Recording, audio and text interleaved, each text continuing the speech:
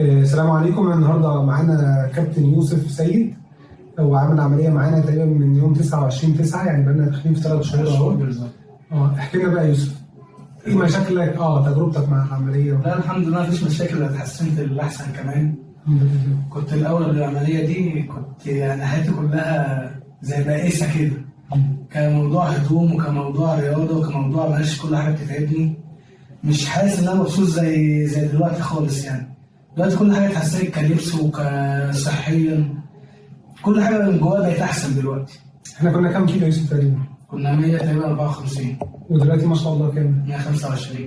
يعني ما شاء الله داخلين في 30 كيلو. 30 بالظبط. 30 بالظبط ما شاء الله في 3 شهور. 3 شهور بالظبط. فرق معاك ال 30 كيلو دول يا يوسف؟ فرقوا معايا كتير قوي، يعني مش حاجه بسيطه في حياتي كلها. ادينا كده اكتر حاجه فرقت معاك، يعني اكتر حاجه كانت مضايقاك وفعلا حاسس ان الموضوع مقرب بالنسبه لك، والحمد لله بعد اول 30 كيلو نزلوا الدنيا بالنسبه لك اتحسنت خالص. هو عامه المشي، انا كنت بمشي كان موضوع المشي ده يبقى معايا صعب. تمام. كلمه صعب دي كلمه صغيره. تمام. لما نزل 30 كيلو ده بمشي عادي، مفيش مشكله في المشي. ما بتعبش ولا انعك كتير. جسمي اتظبط شويه على قد ما اقدر، ولسه لما انزل تلاقي جسمي هيتظبط.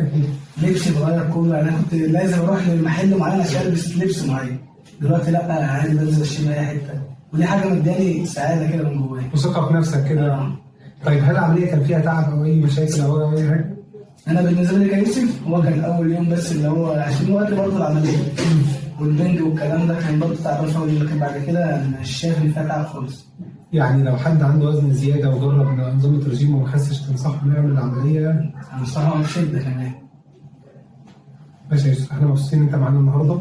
الحمد لله 30 كيلو في 3 شهور ده رقم كويس جدا ما شاء الله. نمشي على التعليمات ونتابع مع بعض عشان نوصل، عايزين نخس 30-40 كيلو كمان كده في 3-4 شهور جايين ان شاء الله. نشوفهم على خير ونصور معاك تاني لما نشوف الرقمين وتبقى الدنيا زي الفل. ماشي يا يوسف، مبسوط اني شفتك النهارده.